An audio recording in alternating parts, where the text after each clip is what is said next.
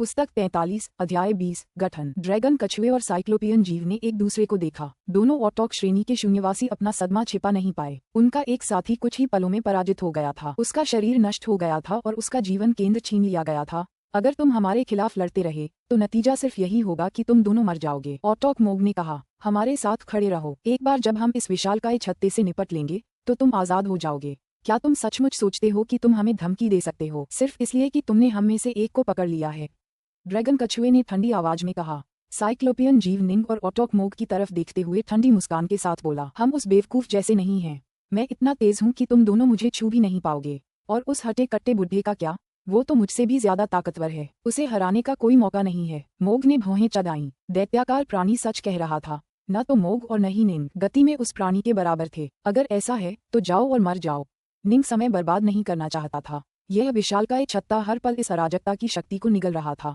निंग एक बार फिर तूफान में बदल गया और ड्रैगन कछुए की ओर बढ़ा। ये याद रखना जरूरी है कि निंग बेहद कुशल था और लगभग हर दाव में निपुण था। इसलिए वह अपने प्रतिद्वंदी की कमजोरियों का फायदा उठाकर हर बार एक सटीक जवाबी हमला करने में सक्षम था। निंग को पूरा यकीन था कि वह तेज तर्रार साइक्लोप्स से निपट लेगा। इसलिए वह ड्रैगन टर्टल को आजमाना चाहता था और देखना चाहता था कि वह कितना मजबूत है। ड्रैगन कछुआ बिल्कुल भी नहीं हिला। उसकी गर्दन पर धूसर सफेद त्वचा चट्टान की तरह सख्त लग रही थी और वह बस निंग को अपने पास आते देख रहा था। ड्रैगन कछुए के आसपास के क्षेत्र में ऊर्जा की अदृश्य तरंगें प्रकट होने लगीं, जो तलवार दाव क्षेत्र और हृदय बल प्रक्षेपण दोनों पर समान रूप से दबाव डाल रही थीं। मार डालो। एक बेहद चमकदार रोशनी की किरण निकली, मानो कोई धधकती हुई उल्कापिंड धरती पर टूट रही हो। यह निंग की भयानक तलवार की रोशनी थी और यह सीधे ड्रैगन कछुए पर वार कर रही थी। फुफकार। ड्रैगन कछुए का क्रूर सिर ऊपर उठा, सांप की तरह फुफकार रहा था और सर्प जैसी गति से ऊपर की ओर बढ़ रहा था। उसके मुंह के भीतर लगातार जगह नष्ट और पुनः निर्मित हो रही थी। धमाका। तलवार की तेज रोशनी उस क्रूर मुखिया के कानों पर आकर गिरी। निंग और ड्रैगन कछुए ने एक दूसरे के खिलाफ एक भयंकर युद्ध शुरू कर दिया, जिसमें निंग ने अपनी तलवार दाव की भयानक शक्ति का पूरा प्रदर्शन किया। उसने ड्रैगन कछुए की बर्बरता को रोकने के लिए अपनी अपार शक्ति का इस्तेमाल किया और घातक वार करने के लिए अप्रत्याशित तलवार कला का इस्तेमाल किया। उसने एक के बाद 1000 भयंकर हमले किए जो लहरों की तरह टूट पड़े। उसने अपनी चक्रीय तलवार दाव की घातक संक्षारक शक्ति का इस्तेमाल किया और यहाँ तक कि अपने पंचतत्व तलवार दाव के सभी विभिन्न तात्विक दाव का भी इस्तेमाल किया। निंग ने ड्रैगन कछुए को पूरी तरह से दबा दिया था और उस पर वार की बौछार कर रहा था। वह इतना शक्तिशाली है। दूर स्थित विशालकाय प्राणी को आश्चर्य हुआ। डार्कनॉर्थ सचमुच हम सातों में सबसे ताकतवर बन गया है।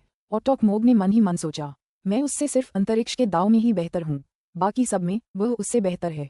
बस वह कई अलग अलग दाव में निपुण है। ग्वार। ड्रैगन कछुआ अपनी पिटाई से आग बबूला हो गया। उसने गुस्से से पलटवार करने की कोशिश की, लेकिन वह पूरी तरह से हावी रहा। वास्तविक शक्ति के संदर्भ में ड्रैगन कछुआ तीनों ऑटोक श्रेणी के शून्यवासियों में सबसे शक्तिशाली था। उसके भ्रामक रूप से सरल काटने को वास्तव में एक अविश्वसनीय जन्मजात क्षमता ने और भी शक्तिशाली बना दिया था, जिसने उसके काटने को निंग के सबसे शक्तिशाली प्रहारों से भी अधिक शक्तिशाली बना दिया था। यह अपने आप में पूरी तरह से अंतरिक्ष को घेरने और संकुचित करने वाला था, जिससे अधिकांश शत्रुओं के लिए इस हमले से बचना असंभव हो जाता था। दुर्भाग्य से निंग की अंतर्दृष्टि इतनी उच्च स्तर की थी कि वह आसानी से हमले को विफल कर सका। हालांकि निंग भी काफी निराश महसूस कर रहा था। इसका शरीर पूरी तरह से दोषरहित और अभेद्य है। उसने अपनी पूरी ताकत लगा दी थी और इस ड्रैगन कछुए को बुरी तरह पीट रहा था, लेकिन वह कुछ भी नुकसान नहीं पहुंचा पा रहा था। उसने अपनी तलवार की रोशनी से ड्रैगन कछुए की आंखों पर वार भी किया था, लेकिन वह उसकी धूसर सफेद पलकों को भेद नहीं पाया था। बाकी शरीर का क्या, निंग का कोई भी वार उसे जरा भी घायल नहीं कर पाया। मोग। निंग ने मन ही मन मोग को संदेश दिया, इसका शरीर बिल्कुल दोषरहित और अटूट है। हमें क्या करना चाहिए? मोग उससे कहीं ज्यादा समय से जिंदा था और कहीं ज्यादा अनुभवी भी। जब हमने इतने साल पहले उस पत्थर के जीव से लड़ाई की थी, तब भी हमें वह अविनाशी लगा था। उसे धीरे धीरे खत्म करने के अलावा कोई और विकल्प नहीं है, मोग ने मन ही मन कहा। उसके जीवन तत्व को नष्ट करने के लिए कर्मिक आक्रमणों का प्रयोग करो और तब तक करते रहो जब तक वह मर न जाए। पिछली बार हमने उस पत्थर के जीव पर हजारों सालों तक बमबारी की थी, तब जाकर हम उसे मार पाए थे। इस ड्रैगन कछुए का शरीर भी उतना ही शक्तिशाली लगता है और मैं दावे से कह सकता हूँ कि उसमें भी उतना ही जीवन तत्व है। हालांकि तुम्हारे कर्मिक आक्रमण टाइटेनोस के आक्रमणों से कमतर हैं। इसे खत्म करने में तुम्हें कम से कम 10 लाख साल लगेंगे, या शायद उससे भी ज्यादा। निंग तुरंत खुद को असहाय महसूस करने लगा। ये सबसे बेढंगा तरीका था और जाहिर तौर पर एकमात्र तरीका। कर्मिक आक्रमणों ने सभी सुरक्षा उपायों को नजरअंदाज कर दिया, क्योंकि वे कर्म की शक्ति का इस्तेमाल करके किसी के मूल पर हमला करते थे। अफसोस, इस मामले में निंग अभी भी टाइटेनोस से काफी कमजोर था। मैं तुम्हें मार नहीं सकता, लेकिन तुम मुझे चोट भी नहीं पहुंचा सकते। ड्रैगन कछुए ने अंततः जवाबी हमला करने के अपने प्रयासों को छोड़ दिया और इसके बजाय निंग को बेकार में उस पर वार करने दिया। कोई भी भौतिक शरीर इतना मजबूत कैसे हो सकता है? निंग मन ही मन अवाक रह गया। वह इतना शक्तिशाली था कि उसके हमलों से ब्रह्मांड के खजाने या कैओस प्राइमोडियल्स भी आसानी से चकनाचूर हो जाते, लेकिन यह ऑटोक क्लास ड्रैगन कछुआ इतना मजबूत था कि निंग उसका कुछ भी नहीं बिगाड़ सका। चलो पहले दूसरे को खत्म कर दें, मोग, निंग ने कहा। ठीक है, मोग ने सहमति जताई। झट, निंग तुरंत हवा और बिजली के तूफान में बदल गया और उस दुबले पतले दैत्य जैसे प्राणी की ओर झपटा जो इस पूरे समय उसे दूर से देख रहा था। निंग के भ्रम के कारण दैत्य जैसे प्राणी को अंदाजा भी नहीं था कि निंग उसकी ओर बढ़ रहा है। फिर भी अंतरिक्ष और हवा के साथ उस विशालकाय जीव के तालमेल ने उसे यह एहसास दिलाया कि कुछ अजीब हो रहा है। अरे, फुसफुसाहट। वह अचानक चकमा दे गया और जैसे ही उसने ऐसा किया, तलवार की रोशनी की एक किरण सीधे उसके प्रतिबिंब में चुभ गई।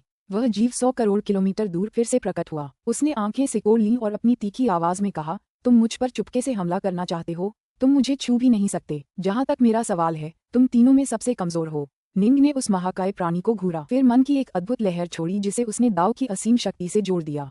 यह मन अनगिनत तलवारों के रूप में प्रकट हुआ जिसने उस मायावी क्षेत्र को भर दिया।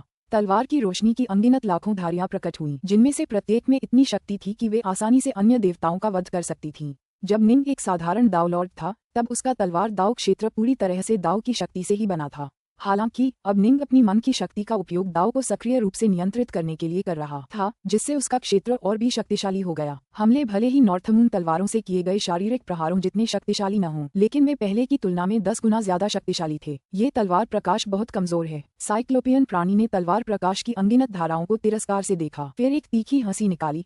तुम इन चीजों से मुझे खरोंच भी नहीं पाओगे। हालांकि यह तीनों ऑटोक श्रेणी के शून्य निवासियों में शारीरिक रूप से सबसे कमजोर था, फिर भी ये किसी भी कैओस प्रिमोडियल से कहीं ज्यादा मजबूत था। गठबंधन, इकट्ठा हो जाओ, निंग ने ठंडे स्वर में पुकारा। धमाका। तलवार की रोशनी की अनगिनत धाराएं उस क्षेत्र में लयबद्ध रूप से एक साथ बहने लगीं और कुछ ही क्षणों बाद पूरा दृश्य बदल गया। क्या हो रहा है? साइक्लोपियन जीव अपने आसपास के वातावरण को देखकर दंग रह गया, जो घास और फूलों की खुशबूदार दुनिया में बदल गया था। वह एक मैदान के बीचों बीच खड़ा था और ड्रैगन कछुआ कहीं नजर नहीं आ रहा था। लेकिन ड्रैगन कछुआ भी अपने आसपास के वातावरण को घूर रहा था। उसके आसपास की दुनिया एक विशाल समुद्र में तब्दील हो गई थी। समुद्र की लहरें उसके चारों ओर उछल कूद कर रही थीं और कुछ झागदार बुलबुलें उड़ा रही थीं। वह अपने आसपास किसी और जीव को भी नहीं देख पा रहा था। एक संरचना। ड्रैगन कछुआ चिंतित हो गया। वह तुरंत तेज गति से आगे की ओर उड़ गया, अपने विशालकाय शरीर को हवा में उछालते हुए, अपने 4 छोटे पैरों से आसपास के क्षेत्र को तेजी से चीरता हुआ। अफसोस, समुद्र की लहरें पूरी तरह से भ्रामक लग रही थीं। वह लहरों पर चाहे जितना भी हमला करे, उनके आगे कुछ भी देखने में असमर्थ ही रहा। तुम शून्यवासियों को दाव की समझ नहीं है। तुम मूर्ख हो। तुम कमजोर प्राणियों पर विजय पा सकते हो, लेकिन अगर तुम्हारा सामना अपने बराबर के किसी व्यक्ति द्वारा स्थापित संरचना से हो जाए तो तुम पूरी तरह असहाय हो। निंग की आवाज उन दोनों प्राणियों के मायावी लोकों में गूंज उठी। तुम मेरे भ्रम से बच नहीं पाओगे। मैं तुम्हारे साथ जो चाहूं कर सकता हूं। निंग बहुत पहले ही संरचनाओं के दाव में आधिपत्य प्राप्त कर चुका था। फिर उसने इसे तलवार के दाव में समाहित कर लिया और तलवार संरचना दाव का निर्माण किया। अब वह अपनी मनशक्ति और दाव की अंतर्दृष्टि का उपयोग तलवार प्रकाश की अपनी अनगिनत धाराओं को संरचना आधारों में बदलने के लिए कर रहा था, जिनका उपयोग उसने एक विशाल संरचना बनाने में किया। यहाँ तक कि ऑटोक टाइटेनोस या ऑटोक मोग जैसे लोगों को, जिन्हें दाव की गहरी समझ थी, इस प्रकार की संरचना को हल करने में कुछ समय लगाना पड़ता। हालांकि ये ऑटोक श्रेणी के शून्यवासी ऐसा करने में पूरी तरह असमर्थ थे। उनके फायदे तो स्पष्ट थे, लेकिन उनकी कमजोरियां भी स्पष्ट थीं। तोड़ो, तोड़ो। दैत्य जैसा जीव हताश होता जा रहा था। अब उसके पंजों में एक लंबी शटल थी और वह अपने आसपास की दुनिया पर ताबड़तोड़ हमला कर रहा था। अफसोस, दुनिया घास और फूलों की खुशबूदार दुनिया बनकर रह गई।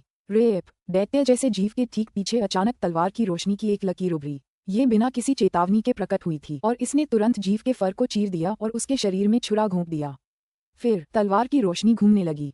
वार। एक बड़ा सा घाव तुरंत दिखाई दिया, जिसके बाद सुनहरा खून बाहर की ओर बहने लगा। दैत्य जैसे जीव ने बेतहाशा पीछे हटकर किसी भी नए हमले से बचाव करने की कोशिश की। क्या तुम्हें लगता है कि मेरी टुकड़ियों में तुम्हारी गति तुम्हारे किसी काम आएगी? मैं बिना आवाज किए तुम्हारे पास आ सकता हूँ। कुछ और हमले और तुम मर जाओगे। निंग की आवाज एक बार फिर मैदान में गूंजी। बाकी 2 के शरीर ज्यादा मजबूत थे, लेकिन तुम्हें संभालना आसान होगा। मुझे क्या करना चाहिए? बूढ़ा कमीना, बूढ़ा कमीना। दैत्य जैसा प्राणी उन्मत्त होकर चिल्लाया। चिल्लाती रहो, जितनी जोर से चाहो चिल्लाओ, ये तुम्हारी आवाज नहीं सुनेगा। निंग की आवाज एक बार फिर गूंजी। फूलों की खूबसूरत दुनिया एक बुरे सपने की तरह थी, जिसने शून्य में रहने वाले को पूरी तरह से ढंक लिया था। पुस्तक 43, अध्याय 21, अनित्य का महिमा मंडन करें। नहीं, ये तो बस एक संरचना है। मैं इसे तोड़ सकता हूँ। मैं इसे तोड़ सकता हूँ। दैत्य जैसा प्राणी अपने आसन विनाश को भांप रहा था और यह अनुभूति उसे पागल कर रही थी। उसने शटल को लहराया और उससे चारों दिशाओं में ताबड़तोड़ प्रहार किए। वार वार उसके प्रहारों से अंतरिक्ष छोटे छोटे टुकड़ों में बिखर गया, लेकिन कुल मिलाकर वातावरण घास और फूलों की एक सुगंधित दुनिया जैसा ही रहा। जी निंग की संरचना इतनी आसानी से पराजित नहीं होने वाली थी। तोड़ो तोड़ो, दैत्याकार प्राणी कर्कश स्वर में चिल्लाया। अतीत में उसने कभी भी संरचनाओं को किसी ऐसी चीज के रूप में नहीं देखा था जिससे उसे डरना चाहिए। ऐसा इसलिए था क्योंकि वह बहुत पहले ही अपनी प्रचंड शक्ति से संरचनाओं को भेदने का आदी हो चुका था। ऐसी संरचनाएं जो ऑटोक श्रेणी के शून्यवासियों को सफलतापूर्वक फंसा सकें, शुरू से ही अविश्वसनीय रूप से दुर्लभ थीं। यह विशेष रूप से यह सुनिश्चित कर रहा था कि वह अपनी गति का कोई भी अच्छा प्रभाव न डाल पाए। बेचारा, वह तुमसे टकरा ही गया, डार्कनॉर्थ। ऑटोक मोग ने दूर से देखते हुए अपना सिर हिलाया, फिर मन ही मन निंग को संदेश भेजा। तुम्हें सभी साधक सभ्यताओं में नंबर 1 संरचना विशेषज्ञ कहा जा सकता है। ऐसा सिर्फ इसलिए है क्योंकि मैंने अपनी तलवार दाव में संरचनाओं का दाव डाल दिया है। निंग ने मुस्कुराते हुए कहा, जरा रुको कृपया, मैं उस जीव को पकड़ने ही वाला हूँ। फुसफुसाहट। तलवार की एक धुंधली रोशनी भूतिया अंदाज में प्रकट हुई और उस विशालकाय जीव के दुबले पतले शरीर को भेदती हुई निकल गई। जीव का एक पैर उड़ गया और चारों तरफ खून फैल गया। विशालकाय जीव घबराकर पीछे हट गया। उसे उस गहरे घाव पर जरा भी ध्यान नहीं रहा जो तेजी से भरने लगा था। कटा हुआ पैर भी फिर से उग रहा था। तुम ज्यादा देर तक नहीं टिक पाओगे। तुम ऑटोक श्रेणी के प्राणियों के शरीर बहुत शक्तिशाली होते हैं, लेकिन इससे तुम्हारे लिए पूरी तरह ठीक होना बेहद मुश्किल हो जाता है। तलवार की रोशनी फिर से चमक उठी। निंग के हमले हर तरफ से आ रहे थे। यह एक बेहद खूबसूरत मैदान जैसा लग रहा था, लेकिन यह एक मौत का जाल था जो इसके किसी भी हिस्से से तलवार की रोशनी छोड़ सकता था। बचने का कोई रास्ता नहीं था, और हर बार साइक्लोपियन जीव तलवार की रोशनी तभी देख पाता जब रोशनी उसके ठीक सामने होती। जीव की जबरदस्त तेजी यहाँ बेकार हो गई। फुफ फुफ फुफ।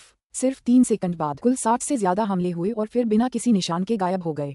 अंततः दैत्य जैसे जीव का पूरा शरीर बिखर गया। उसकी उपचार गति निंग की क्षति की गति के साथ तालमेल नहीं बिठा पा रही थी, और अब वह जवाबी कार्रवाई करने में पूरी तरह असमर्थ था। धमाका। उस जीव का शरीर फट गया।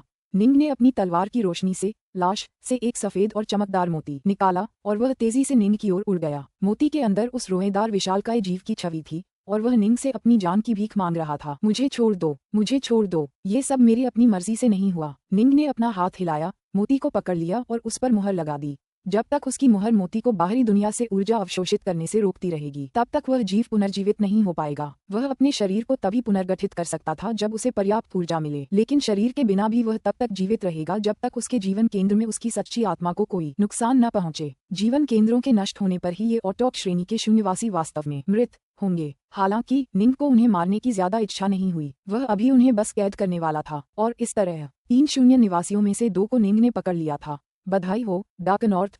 मोग उड़कर आया, उसके चेहरे पर एक विस्मयकारी मुस्कान फैल गई। शुक्र है कि तुम मेरे साथ आए, वरना हम उनसे इतनी आसानी से निपट नहीं पाते। ऑटोक श्रेणी के शून्यवासियों से निपटना वाकई बहुत मुश्किल होता है, क्योंकि उनके पास जन्मजात क्षमताएं होती हैं। हालांकि उनकी स्पष्ट कमजोरी यह है कि वे दाव का प्रशिक्षण नहीं लेते। उनकी अंतर्दृष्टि का स्तर बहुत कम होता है, निंग ने कहा।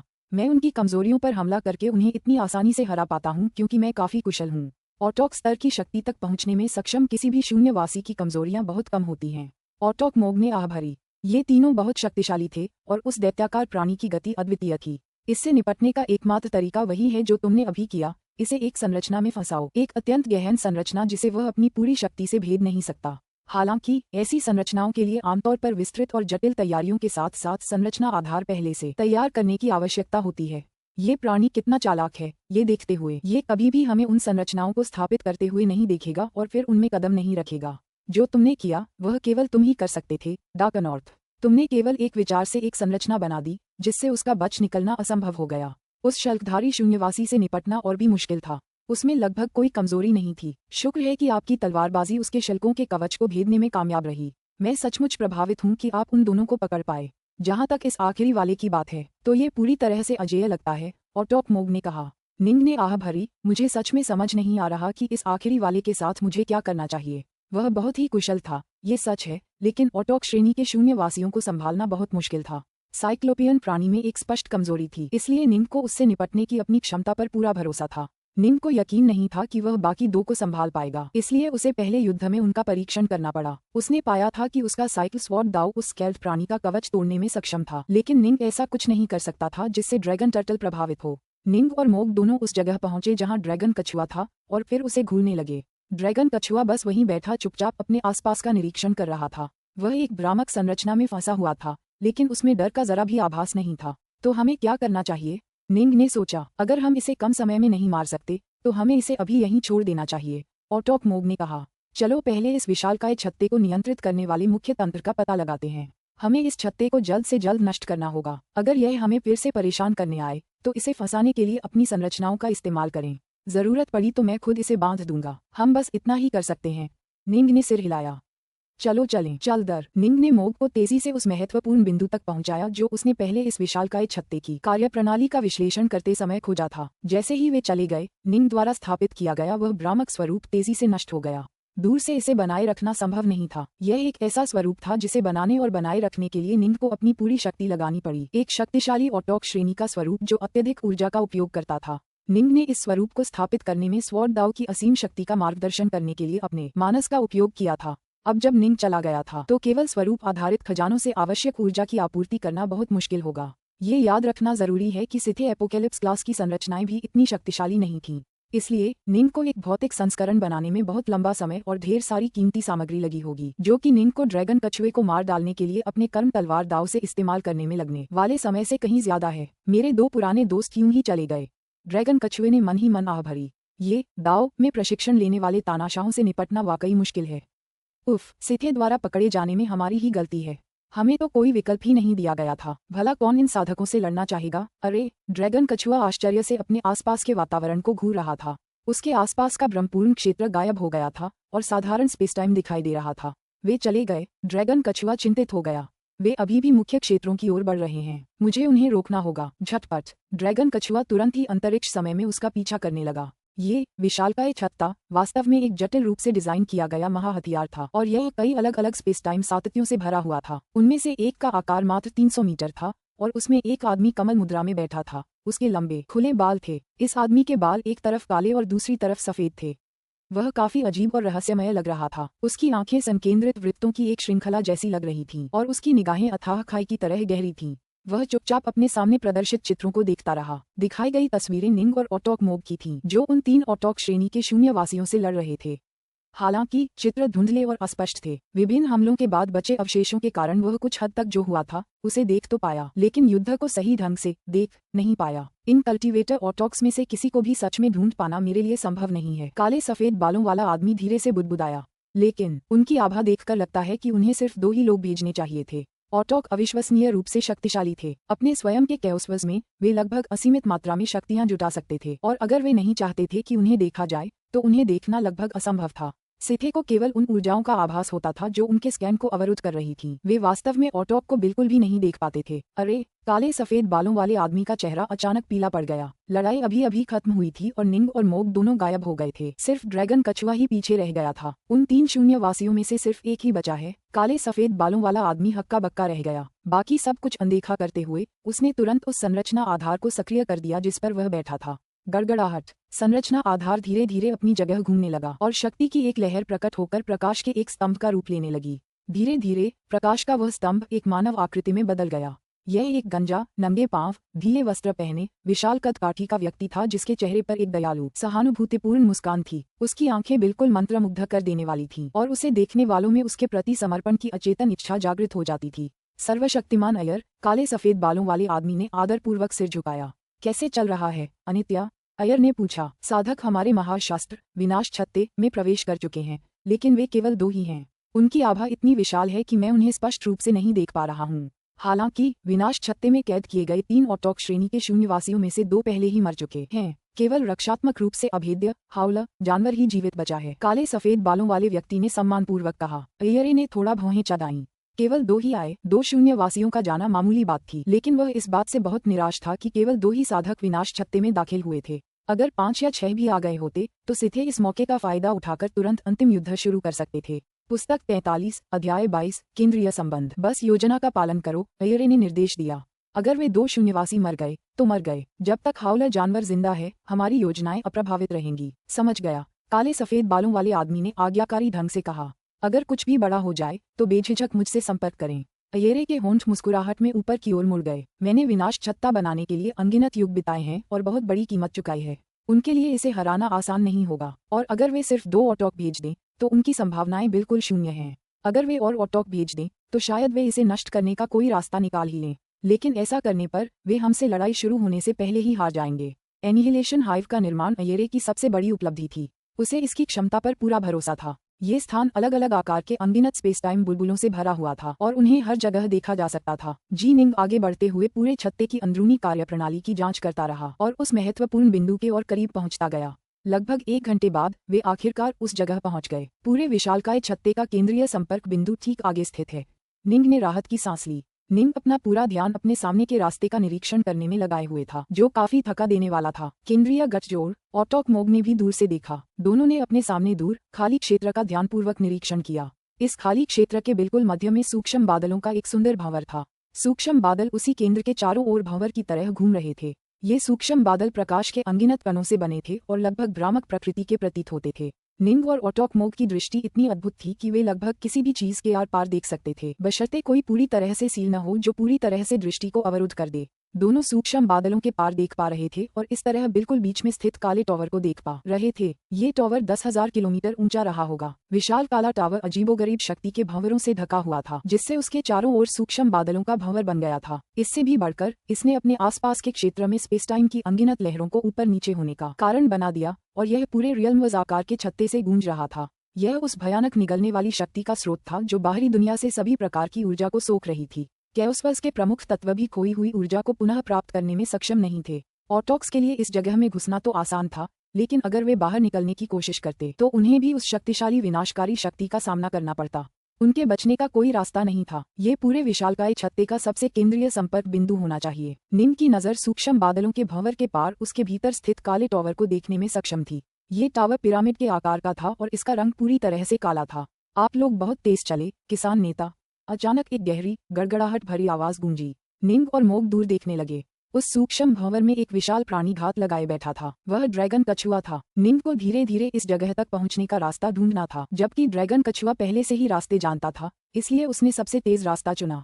वह बहुत पहले ही आ चुका था। सेथे के साथ किए गए समझौते के अनुसार मैं तुम्हें इस जगह को नुकसान नहीं पहुंचाने दूंगा। ड्रैगन कछुआ गरजा, लेकिन मैं शर्त लगाता हूँ कि तुम यहाँ तक पहुँचने के लिए भी मजबूत नहीं हो। ओह! निंग और मोग ने एक दूसरे को देखा। हमला! उन्हें जरा भी संकोच नहीं हुआ। निंग ने 3 सिर और 6 भुजाएं प्रकट की, जबकि मोग ने भी 6 भुजाएं प्रकट की। दोनों बिना किसी हिचकिचाहट के सीधे आकाशीय बादलों के चमकदार और खूबसूरत भंवर की ओर बढ़े। धमाका! आकाशीय बादलों का भंवर अपनी जगह पर घूमता रहा, जिससे उसके चारों ओर प्रकाश की अनगिनत धाराएं मुड़ने लगीं और उसने अपने रास्ते में आने वाली हर चीज को कुचल दिया। कितनी शक्तिशाली अवरोधक शक्ति है! निंग और मोग क्रमशः तलवार प्रकाश और आयामी झिल्लियों की परतों से ढके हुए थे, क्योंकि वे बादलों के बीच से लड़ते रहे। धमाक धमाक धमाक! वे सूक्ष्म बादलों की एक के बाद एक परतों को तोड़ते हुए आगे बढ़े। निंग देख पाया कि इन सूक्ष्म बादलों की कुल 106 परतें थीं, जो उस भंवर जैसी संरचना में इकट्ठी थीं। यहाँ की शक्ति बहुत बड़ी है। अगर कैओस प्रिमोडियल्स भी यहाँ आ जाएं, तो वे भी चूर चूर हो जाएंगे। निंग और मोग अपनी रक्षा के लिए आगे बढ़ते हुए धीमे होने लगे। खोलो! निंग ने तलवार की रोशनी की एक धार छोड़ी। फट! यह एक लहर की तरह बही, आकाशीय बादलों में एक सुरंग बनाती हुई और प्रकाश के कणों को एक तरफ धकेलती हुई। फुफ! निंग और मोग तेज रफ्तार से आगे की ओर उड़े। अपनी तलवारों और कृपाणों की रोशनी से लगातार अपने लिए रास्ता बनाते रहे। पलक झपकते ही वे 35वीं परत पार कर गए। यहाँ दबाव बहुत ज्यादा है। निंग का चेहरा गंभीर था। घूमते हुए आकाशीय बादल मानो चक्की के पाटों की तरह उन्हें पीस रहे थे। अगर वे खुद को सफलतापूर्वक नहीं बचा पाए, तो वे चूर चूर हो जाएंगे। दोनों के पास अवतार शरीर थे, लेकिन फिर भी ये दबाव उन्हें कुचलकर मार डालने के लिए काफी था। उन्हें भंवर से रास्ता साफ करने के लिए क्रमशः अपनी तलवार कला और दावबद सार का इस्तेमाल करना पड़ा, लेकिन दोनों ही समझ सकते थे कि यह कितना कठिन हो गया था। ड्रैगन कछुआ 50वीं परत पार कर चुका है, निंग ने मन ही मन कहा। उसकी आवाज में बेबसी झलक रही थी। मैंने सोचा भी नहीं था कि वह बिल्कुल सही होगा। हमारे लिए 50वीं परत तक पहुंचना बहुत मुश्किल होगा। अगर हम किसी तरह वहां तक पहुंचने में कामयाब भी हो गए, तो भी हम लगातार भंवर की विनाशकारी शक्ति के आगे घुटने टेकने के खतरे में रहेंगे। ड्रैगन कछुए से भी हम किसी तरह निपट नहीं पाएंगे। सहमत। हम अब और आगे नहीं बढ़ सकते। अगर हम आगे बढ़े तो हमारे पास ड्रैगन कछुए से लड़ने के लिए पर्याप्त शक्ति नहीं बचेगी। हो सकता है कि हम वहीं मर जाएं। ऑटोक मोग भी इसी नतीजे पर पहुंचे। हालांकि उन्हें 35वीं परत थोड़ी कठिन लगी, फिर भी वे अपनी पूरी शक्ति का 80% इस्तेमाल कर पाएंगे और बाकी शक्ति को भंवर की शक्ति को नियंत्रित रखने के लिए बचाकर रखेंगे। उन्हें ड्रैगन टर्टल से डरने की कोई जरूरत नहीं थी, लेकिन अगर वे खुद को 50वीं परत तक जबरदस्ती ले गए तो शायद उनके पास लड़ने के लिए 10% से भी कम शक्ति बचेगी। ड्रैगन टर्टल उन पर पूरी तरह हावी हो जाएगा और उनकी मौत भी हो सकती है। यहाँ का दबाव वाकई बहुत भयानक है। मुझे यकीन नहीं हो रहा कि हम दोनों मिलकर 50वीं परत तक भी नहीं पहुँच पा रहे हैं। ऑटोक मोग को चिंता होने लगी। लेकिन इस भंवर के केंद्र में स्थित काला टावर इस पूरे छत्ते का केंद्रीय केंद्र है। वह 100 से भी ज्यादा परतों में है। हम उसके पास भी नहीं पहुंच सकते, उसे नष्ट करना तो दूर की बात है। हम सफलता के आसपास भी नहीं हैं। हमें क्या करना चाहिए? मैं सहमत हूँ। नीम का सिर भी दुख रहा था। उनके शरीर भंवर के जबरदस्त दबाव को झेलने के लिए पर्याप्त मजबूत नहीं थे। उन्हें अपने हमलों से दबाव को पीछे हटाना पड़ा। हालांकि नीम मोग से कुछ ज्यादा ही ताकतवर था, फिर भी दोनों मिलकर भी मुश्किल से 50वीं परत तक पहुंच पाते। पूरी तरह से आगे बढ़ने का कोई मौका नहीं था। भंवर की शक्ति धीरे धीरे बढ़ती है, तेजी से नहीं। मेरा अनुमान है कि 100वीं परत पार करने के लिए हमें कम से कम 5 ऑटॉक्स के साथ मिलकर काम करने की जरूरत होगी, ऑटॉक मोग ने कहा। हम दोनों अकेले ज्यादा दूर नहीं जा पाएंगे। अगर 5 ऑटॉक अवतार भी आ जाएं, तो भी उन्हें उस काले टॉवर को नुकसान पहुंचाना बहुत मुश्किल होगा। वे अंदर फंस जाएंगे, जबकि सिथे शायद इस मौके का फायदा उठाकर युद्ध छेड़ देंगे। निंग ने भौहें चढ़ाईं। हम गंभीर संकट में पड़ जाएंगे। नए अवतार बनाने में समय लगता था। निंग को अपना नया अवतार बनाने में ही सालों लग जाते। अगर उसका मौजूदा अवतार खो जाता तो नए अवतार को चरम युद्ध शक्ति तक पहुंचने में भी उसे कई और साल लग जाते। युद्ध शुरू होते ही तानाशाहों के पास नए अवतार बनाने और उन्हें मजबूत करने के लिए पर्याप्त समय नहीं बचता। इस प्रक्रिया में 4-5 दिन भी बर्बाद करने से स्थिति जल्द ही गंभीर हो जाती। तो फिर हमें क्या करना चाहिए? ऑटॉक मोग भी समस्या समझ गया। हमें इस छत्ते को नष्ट करना ही होगा। अगर हम ऐसा नहीं करते तो यह और ज्यादा ऊर्जा खर्च करेगा और ज्यादा शक्तिशाली हो जाएगा। अगर समय दिया जाए तो ये कैओस्वर्स को इतना कमजोर कर देगा कि सिथे उस पर कब्जा कर लेगा। फिर तो हमारा काम तमाम हो जाएगा। निंग भी चिंतित था। अगर उनके लगभग आधे ऑटॉक स्तर के लड़ाके यहाँ फंस गए तो वे शायद युद्ध हार जाएंगे। लेकिन अगर वे और ऑटॉक नहीं भेजते तो ये छत्ता कैओस्वर्स से ऊर्जा खींचता रहेगा, जिसका परिणाम अंततः हार ही होगा। ऑटॉक मोग ने कहा, आइए हम एक अन्य विकल्प के बारे में सोचें। और कोई चारा नहीं है? निंग ने सिर हिलाया। मैं पूरे समय इस छत्ते के अंदर की संरचनाओं का विश्लेषण कर रहा हूँ। इसका सिर्फ एक ही नेक्सस पॉइंट है, आकाशीय बादलों के उस भंवर के अंदर का काला टावर। अगर हम छत्ते को नष्ट करना चाहते हैं तो हमें या तो इसके नेक्सस को नष्ट करना होगा या फिर इतनी शक्ति जुटानी होगी कि हम इसे पूरी तरह से उड़ा सकें। निंग ने सिर हिलाया। पूरे छत्ते को नष्ट करना नामुमकिन है। ये बहुत शक्तिशाली है। हम कुछ भी करके इसे हिला भी नहीं सकते। निंग और मोग इस सवाल पर विचार करते रहे कि उन्हें क्या करना है। जहाँ तक विशाल अभेद्य ड्रैगन कछुए की बात है, वह 50वीं परत में बस इंतजार कर रहा था। सूक्ष्म बादलों की विनाशकारी शक्ति उसे जरा भी चोट नहीं पहुंचा पा रही थी। उसने अपना क्रूर सिर उठाया, फिर जोरदार चीख मारी। हाँ, मैंने तुमसे कहा था, तुम मेरे पास भी नहीं पहुंच पाओगे। नेक्सस को तोड़ना तो दूर की बात है। वह निंग और मोग को अपने करीब लाना चाहता था। उन्हें लगातार बढ़ते दबाव का सामना करना पड़ता, जिससे शून्य में रहने वाले को उन्हें मारने का बेहतर मौका मिल जाता। निंग और मोग ने ड्रैगन कछुए की तरफ एक नजर डाली, उसे जवाब देने की जहमत तक नहीं उठाई। हालांकि दोनों को उसकी रक्षात्मक शक्तियों से ईर्ष्या हो रही थी। वे ज्यादा से ज्यादा 50वीं परत तक लड़ सकते थे, लेकिन ड्रैगन कछुआ भंवर के भारी वजन को पूरी तरह नजरअंदाज करके आसानी से उस परत तक पहुंच गया। उसका शरीर तो बिल्कुल बेतुका था। कोई आश्चर्य नहीं कि निंग उस जीव का कुछ भी नहीं बिगाड़ पाया था। चलो पहले शांत हो जाएं और कोई योजना बनाएं। हम टाइटनोस से भी कुछ योजना बनाने में मदद लेंगे। चलो सूक्ष्म बादलों को पार करने का कोई रास्ता निकालते हैं, निंग ने कहा। मैं सहमत हूँ। चलो शांत होकर सोचते हैं। हम जरूर कुछ सोचेंगे। मोग ने भी अपनी घबराहट कम की। उन्होंने जल्दी से बाकी 5 ऑटॉक्स को ये बात बताई और वे सभी 6 लोग सूक्ष्म बादलों के भंवर से निकलने का कोई रास्ता निकालने की कोशिश करने लगे। पुस्तक 43, अध्याय 23, टाइटनोस का समाधान। सिथिलैंड्स की बाहरी परिधि में स्थित एक द्वीप के ऊपर एक प्राचीन मंदिर मंडरा रहा था। इस प्राचीन मंदिर के भीतर कमल मुद्रा में 6 आकृतियां विराजमान थीं। वे थे ऑटॉक टाइटनोस, ऑटॉक मोग, ऑटॉक स्टोनरूल, ऑटॉक स्काईफीडर, ऑटॉक बोलिन और ऑटॉक एकोंग। वे या तो साक्षात या अवतार रूप में यहाँ मौजूद थे और वे सभी ध्यानमग्न बैठे थे।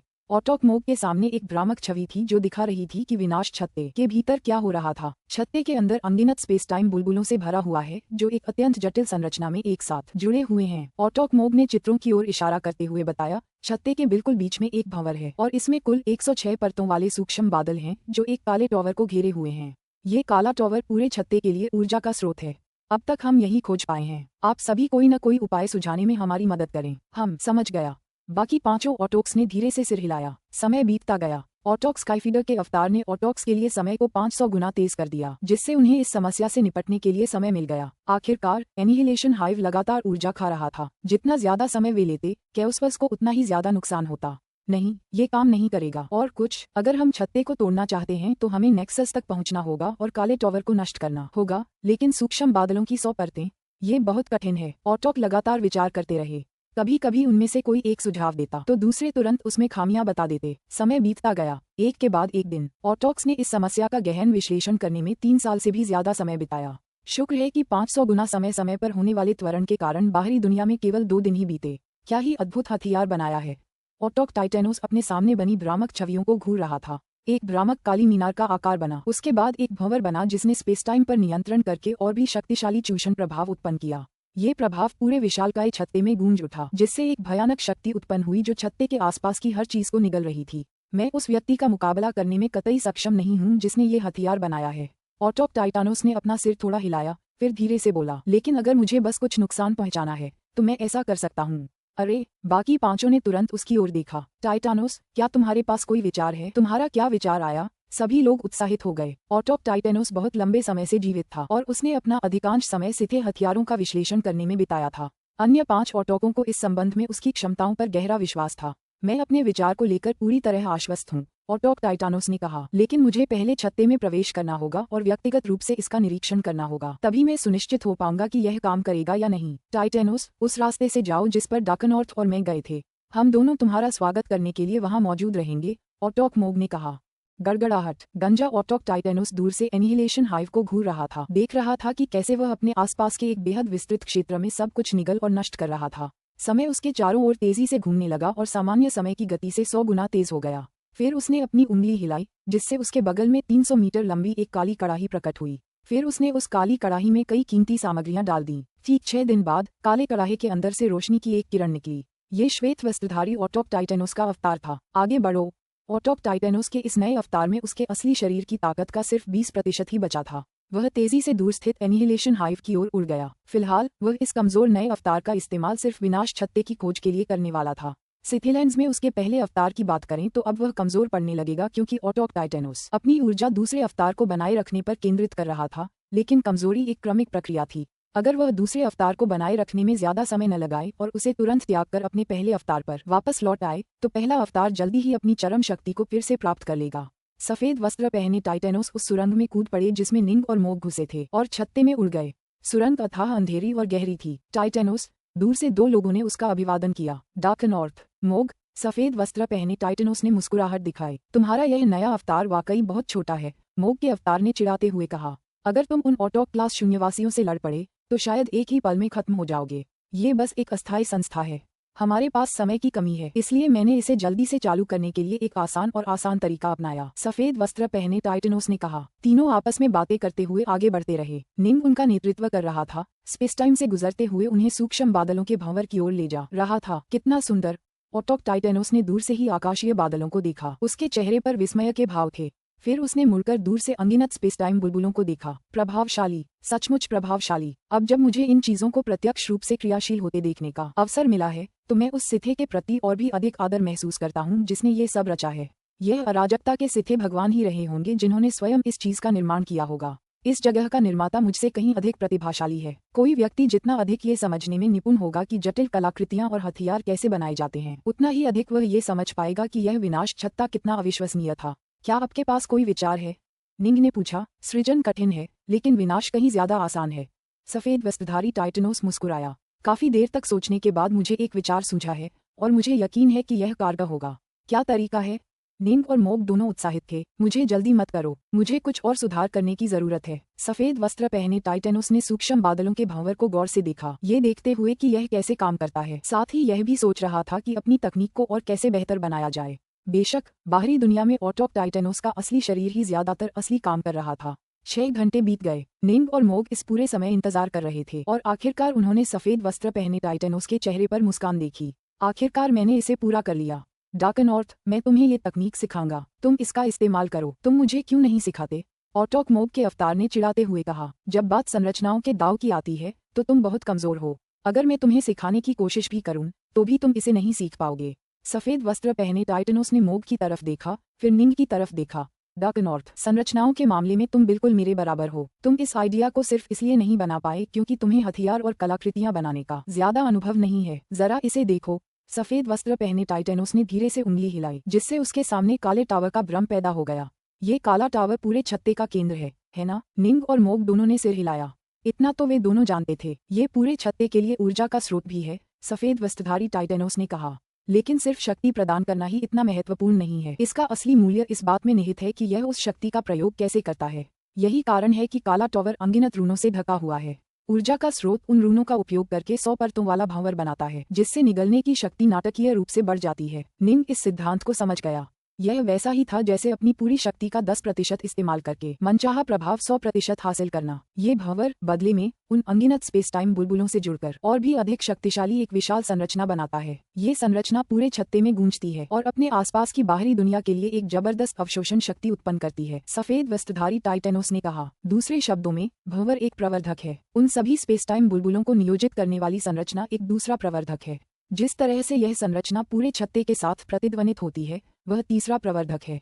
ये 3 एम्पलीफायर ही असली वजह हैं कि ब्लैक टावर की शक्ति इतनी अकल्पनीय स्तर तक बढ़ गई है कि यह कैओसवर्स से ही ऊर्जा छीन सकती है, सफेद वस्त्र पहने टाइटेनोस ने कहा। अगर हम तीनों एम्पलीफायरों में से किसी एक को भी बाधित कर दें, तो छत्ता ठीक से काम नहीं कर पाएगा। छत्ते की संरचना को नष्ट करने से ये काम पूरा हो जाएगा, जैसे कि ब्लैक टावर या इस जगह के अंदर मौजूद सभी स्पेस टाइम बबल्स को नष्ट करना। ऑटोक मोग ने तुरंत कहा, लेकिन हम नहीं कर सकते। ये छत्ता एक भयानक शक्ति का हथियार है, हम इसे खरोंच भी नहीं सकते। जहां तक स्पेस टाइम बुलबुलों की बात है, हम उनमें से कुछ को नष्ट कर सकते थे, लेकिन नए लगभग तुरंत ही बन जाएंगे। जहां तक भंवर की बात है, ये प्रकाश के अनगिनत कणों से बना है, नष्ट करने के लिए कुछ भी नहीं है। हाँ बेवकूफ, सफेद वस्त्रधारी टाइटेनोस ने मोग की ओर देखा, फिर हंसते हुए बोला, 100 परतों वाले भंवर से निपटना वास्तव में बहुत मुश्किल नहीं है। हमें बस इसके चारों ओर एक और भी बड़ा भंवर समूह बनाना है, जो उल्टी दिशा में घूमता हो। मेरे उल्टी भंवर समूह को बस सूक्ष्म बादलों के भंवर की शक्ति को कमजोर करना है। ऐसा करने से छत्ते का बाहरी दुनिया पर प्रभाव नाटकीय रूप से कम हो जाएगा। एक बार ऐसा हो जाने पर यह शायद इतना मजबूत नहीं होगा कि कैओसवर्स से बलपूर्वक ऊर्जा लूट सके। एक रिवर्स भंवर संरचना, निंग को समझ आने लगा। यह वही उल्टी भंवर संरचना है जो मैंने बनाई है। जरा देखो डार्कनॉर्थ, सफेद वस्त्रधारी टाइटेनोस ने अपनी उंगली हिलाई, जिससे उसके सामने मौजूद भ्रामक सूक्ष्म भंवर के चारों ओर अचानक एक भ्रामक उल्टी भंवर प्रकट हो गई। यह एक अंतर्मुखी संरचना थी जिसने सूक्ष्म भंवर को पीछे धकेला और उसकी शक्ति को कमजोर कर दिया। सूक्ष्म बादलों का भंवर एक बाहरी संरचना है जो काले टॉवर को अपनी ऊर्जा स्रोत के रूप में उपयोग करती है। निंग मुस्कुराई। हमारा उल्टा भंवर एक आंतरिक संरचना होगी जो मुझे अपनी ऊर्जा स्रोत के रूप में उपयोग करेगी। मेरी शक्ति कैओसवर्स से ही आती है और लगभग असीमित है। मुझे सूक्ष्म भंवर को पूरी तरह से रोकने की जरूरत नहीं है, मुझे बस इसे 30% कमजोर करना है और यह संभवतः अप्रभावी हो जाएगा। ये रही वो अंतर्दृष्टियां जिनका इस्तेमाल मैंने इस संरचना को बनाने में किया। डार्कनॉर्थ, जरा गौर से देखो। सफेद वस्त्र पहने टाइटेनोस ने तुरंत रिवर्स वॉर्टेक्स संरचना के बारे में बारीकियां निंग को समझानी शुरू कर दी, जिसने ध्यान से सुना। मोग ने भी सुना, लेकिन उसके चेहरे पर एक अजीब सा भाव था। आखिरकार संरचनाओं के मामले में वह निंग या टाइटेनोस के बराबर भी नहीं था। पुस्तक 43, अध्याय 24, प्रवेश प्राप्त करना। यह उल्टी भंवर रचना अविश्वसनीय रूप से जटिल और गहन थी। तीनों लोकों में जी निंग के असली शरीर को इसे पूरी तरह समझने से पहले ध्यान में काफी समय बिताना पड़ा। अद्भुत, बिल्कुल अद्भुत। निंग इसकी प्रशंसा करने से खुद को नहीं रोक सका। हाँ, सफेद वस्त्र पहने टाइटेनोस ने गर्व से हंसते हुए कहा, मैं और चीजों के बारे में शेखी बघारने की हिम्मत नहीं करता, लेकिन कलाकृतियों के मामले में मुझे खुद पर पूरा भरोसा है। डार्कनॉर्थ, क्या अब तुम फॉर्मेशन तैयार कर पा रहे हो? मैं सचमुच हूँ। निंग ने सिर हिलाया। मोग का अवतार बस मन ही मन हंसा। उसने भी इसे सीखने की कोशिश की थी, लेकिन बहुत कम प्रगति कर पाया था। सफेद वस्त्रधारी टाइटेनोस ने कहा, तो जल्दी करो और इसका इस्तेमाल करो। ठीक है। निंग तुरंत उड़कर अंतरिक्ष में चला गया और सूक्ष्म बादलों के भंवर के ऊपर आसमान में प्रकट हुआ। उठो। निंग का चेहरा गंभीर था और उसके शरीर से मन ऊर्जा की एक अंतहीन लहर बहने लगी। वह मन का उपयोग दाव की शक्ति को उन संरचनाओं के निर्माण में निर्देशित करने के लिए कर रहा था। तलवार की रोशनी की अनगिनत धाराएं प्रकट होते ही ऊर्जा की लहरें सूक्ष्म भंवर के ऊपर के क्षेत्र में लहराने लगीं। ऐसा लग रहा था जैसे तलवार का एक विशाल संसार प्रकट हो गया हो और वह तेजी से पूरे सूक्ष्म भंवर को घेरने और ढकने के लिए बाहर की ओर फैलने लगा। सफेद वस्त्र पहने टाइटेनोस और मोग दोनों घबराहट से देख रहे थे। अब वे क्या कर रहे हैं? ड्रैगन कछुए ने अपना सिर उठाया और 50वें तल पर अपनी स्थिति से हैरान होकर देखने लगा। ये कल्टीवेटर ऑटॉक्स अब क्या कर रहे हैं? क्या उन्हें लगता है कि हमले से इस इलाके को संतृप्त कर देना मेरे भंवर को तोड़ने के लिए काफी होगा? कितनी हास्यास्पद बात है। विनाशक छत्ता सर्वशक्तिमान अयरे की सबसे गौरवपूर्ण रचना है और इसे बनाने में उन्हें अनगिनत साल लगे। काले सफेद बालों वाला एक सिर्फ अनित्य उस अंधेरे कमरे से पूरे छत्ते पर नजर रखने के लिए जिम्मेदार था जिसमें वह था। उसने आत्मविश्वास से खुद से कहा, लेकिन फिर भी वह गौर से देखता रहा। तलवार प्रकाश की विशाल दुनिया ने पूरे सूक्ष्म भंवर को ढक लिया और निंग ने इसे नियंत्रण में रखने के लिए भारी मात्रा में मन का उपयोग किया। उल्टे भंवर निर्माण का समय। निंग ने तुरंत इच्छा की कि तलवार की रोशनी की अनगिनत धारियां रेत के कण बन जाएं जो उसके चारों ओर घूमने लगे। पहले उन्होंने बाहरी परिधि पर आकार लिया, फिर अंदर की ओर घूमने लगे। सूक्ष्म भंवर की शक्ति बाहर की ओर सबसे कमजोर थी और तलवार की रोशनी के कणों के लिए बाहरी परिधि में घुसपैठ करना भी सबसे आसान था। जैसे जैसे तलवार की रोशनी का विशाल भंवर घूमता रहा, तलवार की रोशनी के और कण आकार लेने लगे और अंदर की ओर रिसने लगे। वे 10वें स्तर पर पहुंच गए, 20वें स्तर पर, 30वें स्तर पर। ठीक है, यही तरीका है, बस सीधे उसमें से रिस जाना। निंग के होठों के कोने पर एक मुस्कान खेल रही थी। रिवर्स वॉर्टेक्स संरचना ने एस्ट्रल वॉर्टेक्स को दबाने की कोशिश नहीं की, बल्कि वह उसे ओवरराइड कर रही थी और उसे बाधित कर रही थी। गतिमान पहिए के तीलों में अपार शक्ति होती है, लेकिन अगर आप धुरी पर ढेर सारा कचरा फेंक दें तो काम बिगड़ सकता है। सूक्ष्म भंवर निराकार प्रतीत होता था और इसलिए उसे तोड़ना मुश्किल था, लेकिन विपरीत भंवर संरचना भी वैसी ही निराकार थी और केवल तोड़ने पर केंद्रित थी। सफलता। ऑटोक मोग दूर से देख रहा था। वह महसूस कर सकता था कि कैसे उसके आसपास की अद्भुत चूषण शक्ति धीरे धीरे कमजोर पड़ने लगी थी, और वह मुस्कुराए बिना नहीं रह सका। हम सफल हुए, अभी जश्न मनाने की जल्दी है। सफेद वस्त्रधारी ऑटोक टाइटेनोस मुस्कुराया। अभी तक प्रभाव नगण्य है। विशालकाय छत्ता हमारी अराजकता की दुनिया से ऊर्जा को निगलता जा रहा है। इस बीच ड्रैगन कछुआ ऊपर के दृश्य को देखकर विस्मय से देखता रहा। आखिर ये क्या हो रहा है? तलवार की रोशनी का भंवर लगातार आकार में बढ़ रहा था, संकेंद्रित वृत्तों में फैल रहा था जो लगातार सूक्ष्म बादलों पर छा रहे थे। अब तक वे लगभग 50वें स्तर तक पहुंच चुके थे। गड़गड़ाहट। तलवार की रोशनी धीरे धीरे सूक्ष्म बादलों में गहराई तक पहुंचती रही, 60वें स्तर से आगे बढ़ती रही, 70वें स्तर से आगे बढ़ती रही। तलवार प्रकाश के कण निराकार थे। सूक्ष्म बादलों की शक्ति लगातार उन्हें कुचलकर नष्ट कर रही थी, लेकिन उल्टी भंवर संरचना ने और भी अधिक उत्पन्न कर दिया। निंग की मन ऊर्जा सचमुच असीम थी, और वह उसे संरचना में डालता रहा। जैसे जैसे तलवार प्रकाश के अधिक से अधिक कण भंवर में गिरते गए, भंवर की शक्ति कमजोर होती गई।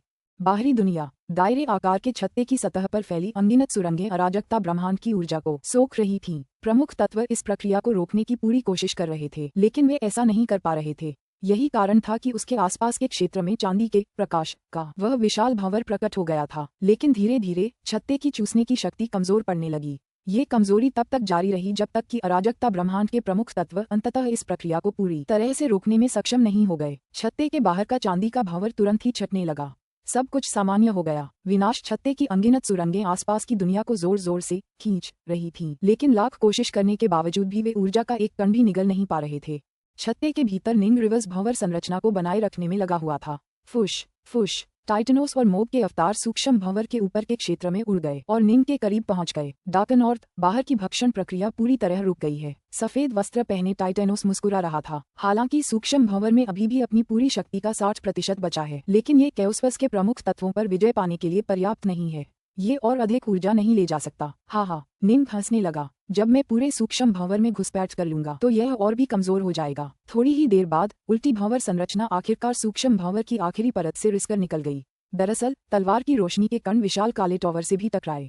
पूरा सूक्ष्म भंवर अभी भी घूम रहा था, लेकिन अब उसमें भारी व्यवधान आ रहा था और उसकी मूल शक्ति केवल 50% ही बची थी। ये शक्ति बाहरी दुनिया से ऊर्जा अवशोषित करने के लिए पर्याप्त नहीं थी। झपट्टा। निंग, मोग और टाइटेनोस सभी तेजी से नीचे की ओर उड़ गए। अब चूंकि भंवर की शक्ति नाटकीय रूप से कमजोर हो गई थी, इसलिए आगे बढ़ना भी बहुत आसान हो गया था।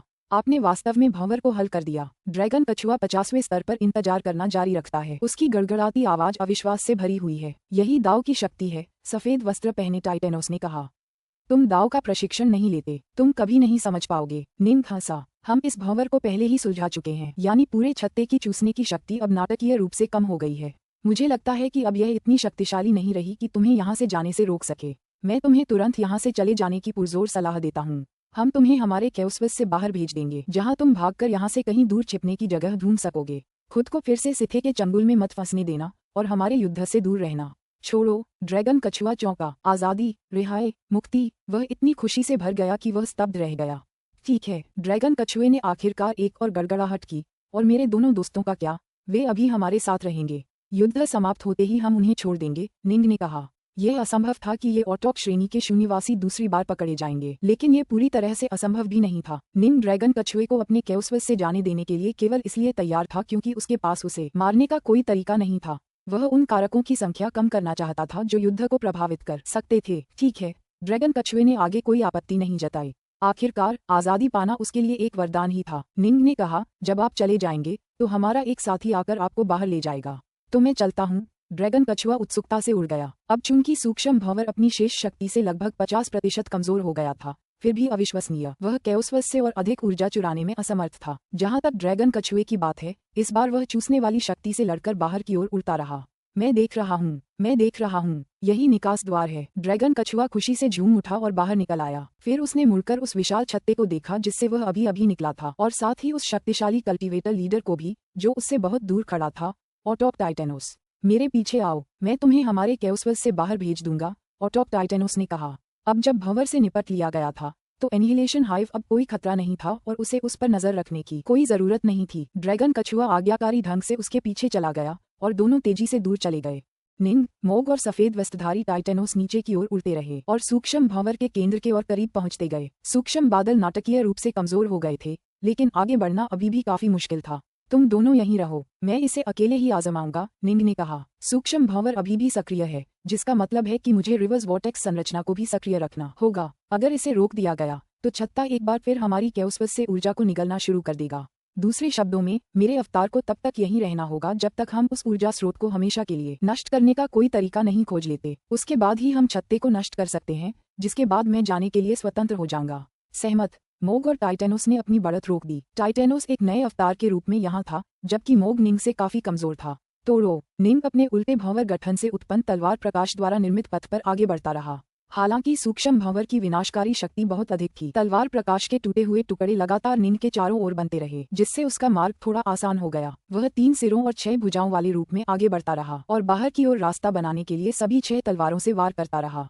वह जितना गहरा जाता, रास्ता उतना ही मुश्किल होता जाता। अंत में निंग को भंवर के बिल्कुल बीच में स्थित काले टॉवर तक पहुंचने के लिए तलवार की रोशनी के रास्ते पर चलते हुए अपनी पूरी शक्ति लगानी पड़ी। रेप! यहाँ की भयानक विनाशकारी शक्ति लगातार आसपास की तलवार रोशनी को नष्ट कर रही थी, लेकिन उसकी जगह तलवार रोशनी के और कण उभर रहे थे। निंग ने भी जवाबी हमले के लिए अपना 3 सिर वाला, 6 भुजाओं वाला रूप बनाए रखा। ये पूरे छत्ते का ऊर्जा स्रोत है। निंग ने काले टॉवर पर लगे अनगिनत रूनों को घूरा। ये रून कल्पना से परे थे। कुछ देर उनका विश्लेषण करने के बाद निंग अचानक काले टॉवर से टकराने के लिए आगे बढ़ा। टॉवर से टकराते ही उसने पलक झपकाने की तकनीक अपनाई और अपनी इंद्रियों का अनुसरण करते हुए टॉवर के अंदर टेलीपोर्ट हो गया। पुस्तक 43, अध्याय 25, युद्ध शुरू होता है। महल, ग्रह, मीनारें। जी निंग किसी भी विशुद्ध भौतिक बाधा को, चाहे वह कितनी भी अविनाशी क्यों न हो, आसानी से भेदने में सक्षम थी। काली मीनार में पलक झपकने के बाद भी निंग को उसके पार की बाहरी दुनिया का एहसास हो रहा था। यहाँ तक कि उसका मन भी आसानी से मीनार को पार कर बाहर उल्टी भंवर संरचना को बनाए रखने में सक्षम था। किसने सोचा था कि टावर के अंदर का हिस्सा ऐसा दिखेगा? निंग हवा में उठा और अपने सामने के क्षेत्र को घूरने लगा। काली मीनार केवल 10,000 किलोमीटर के क्षेत्र को कवर करती थी। इस क्षेत्र के बिल्कुल बीच में एक धुंधला काला गोला था जो प्रकाश की एक परत से ढका हुआ था। वह अपनी ओर आने वाली हर चीज को तेजी से निगल रहा था। काली मीनार की ओर और उसके माध्यम से प्रवाहित होने वाली ऊर्जा को मीनार ने बिल्कुल भी बाधित नहीं किया था, और जब यह ऊर्जा धुंधले काले गोले द्वारा अवशोषित की जाती थी तो गोला धीरे धीरे और अधिक शक्तिशाली हो जाता था। समय बीतता गया, मिनट दर मिनट। आखिरकार उस छायादार ग्लोब ने शक्ति के बचे कुचे अवशेषों को निगलना समाप्त कर दिया, जिन्हें विनाशक छत्ते ने निगल लिया था, और अब उसके पास खाने के लिए कुछ नहीं बचा था। तो यह विनाश छत्ते का ऊर्जा स्रोत है? निंग ने धीरे से सिर हिलाया। उसे काले गोले में एक अजीब दाव का एहसास हुआ, जो उनके अराजकता विश्व के दाव के विपरीत था। इससे विनाश की एक भयानक आभा निकलती है। यह विनाशकारी शक्ति हमारे अराजकता लोक से आए हो, ऐसा हो ही नहीं सकता। यह जरूर बाहर के अनंत शून्य से आई होगी। निंग को इस बात का पूरा यकीन था। तोड़ो! निंग अपने 3 सिरों वाले, 6 भुजाओं वाले रूप में था और उसके हाथ में उत्तर चंद्रमा की सभी 6 तलवारें थीं। तलवार की रोशनी ऐसी चमक रही थी मानो 6 इंद्रधनुष अचानक फूट पड़े हों और एक साथ काली मीनार पर टूट पड़े हों। ये काली मीनार ही थी जो विनाश के इस इंजन को बाहरी दुनिया में महाभंवर पैदा करने की अनुमति दे रही थी। अगर निंग मीनार को नष्ट कर देता तो भंवर खुद ही तुरंत बिखर जाता। धमाका! जोरदार धमाकों की एक श्रृंखला गूंजी। निंग की तलवार की रोशनी शक्तिशाली और प्रभावशाली थी, लेकिन इससे सिर्फ मीनार हिली, कोई खास नुकसान नहीं हुआ। निंग एक तलवारबाजी से दूसरी तलवारबाजी की ओर गया और सभी कलाओं को आजमाया। उसने एक कोमल और संक्षारक शैली, एक धधकती और सघन शैली और कई अन्य शैलियों का मिश्रण भी आजमाया। हालांकि उसकी कई तलवारबाजी कलाएं काले टावर पर कोई असर नहीं डाल पाईं। अरे, काला टावर बिल्कुल अजेय है। इसका मतलब है कि मुझे अपना ध्यान ऊर्जा स्रोत की ओर लगाना होगा। निंग ने भौहें चढ़ाईं और विनाश के क्षेत्र की ओर मुड़ा। यह एक अंधेरी, छायादार, भ्रामक चीज थी जो बाहरी दुनिया को निगलने की कोशिश करती रहती थी। निंग को लग रहा था कि इसमें मौजूद विनाशकारी दाव बेहद अजीब है और उसे लग रहा था कि इसे तोड़ना बेहद मुश्किल होगा। मैं कोशिश करके देखूंगा। एक बार फिर निंग ने अपनी तलवारों से वार किया।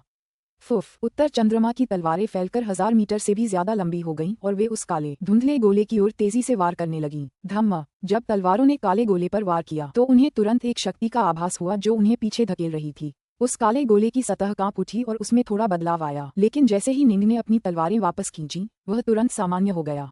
तोड़ो! तोड़ो! तोड़ो! निंग ने कई तलवारबाजी आजमाई। तलवार की रोशनी की अनगिनत धाराएं उस काले धुंधले गोले पर बरसाईं। हर बार वह कांपता और उसका आकार बिगड़ जाता, लेकिन हर बार वह जल्दी से पुनर्जीवित हो जाता और एक बार फिर पूरी तरह से अक्षुण्ण दिखाई देता। मैं इतना ताकतवर नहीं हूँ। यह विनाश का गोला मेरी तलवारबाजी की ताकत को झेलने में पूरी तरह सक्षम है। मैं इसे बिल्कुल भी नुकसान नहीं पहुंचा सकता। मैं इसे तभी ध्वस्त कर सकता हूं जब मेरे हमले इसकी सीमा पार कर जाएं।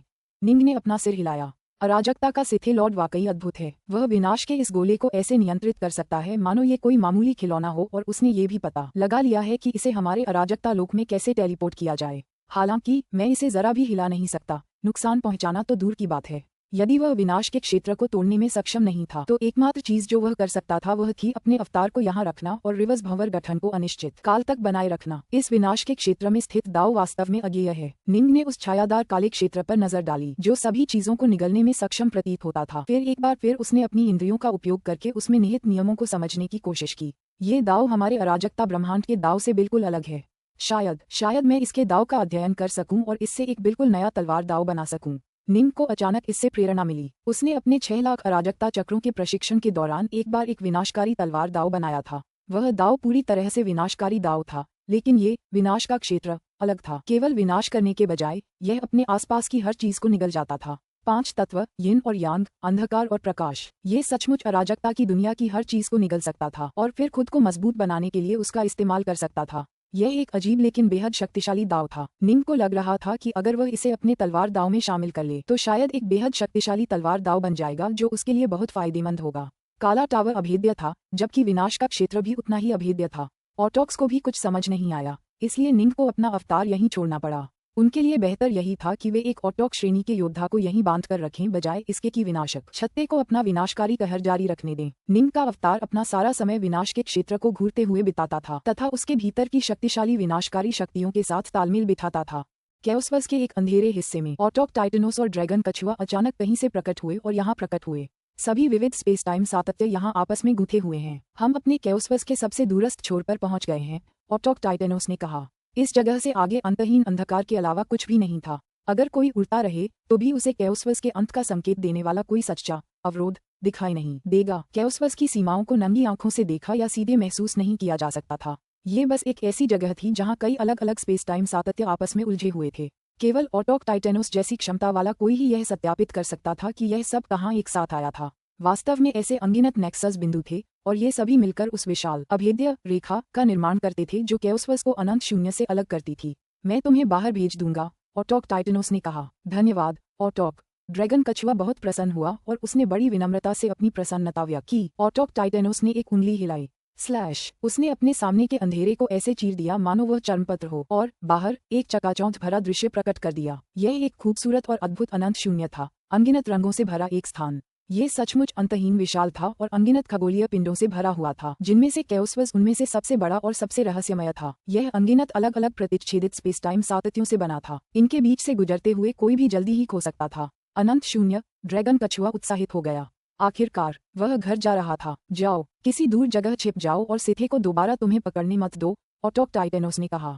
ड्रैगन कछुए ने ऑटोक टाइटेनोस को कृतज्ञतापूर्वक सिर हिलाया, फिर अपने विशाल शरीर को अंधेरे के भीतर की विशाल दरार से बाहर विशाल अनंत शून्य में तेजी से उड़ा दिया। यही उसका असली घर था, वह जगह जिसे वह प्यार करता था। यह असीम रूप से विशाल था और अनंत संभावनाओं और चमत्कारों से भरा हुआ था। जब ऑटोक टाइटेनोस ने अनंत शून्य की चकाचौंध भरी रोशनियों और नजारों पर नजर डाली तो उसके मन में भी एक इच्छा जागी। वह बाहर जाकर कुछ साहसिक कार्य करना चाहता था, लेकिन उसका कैओसवर्स गंभीर खतरे में था।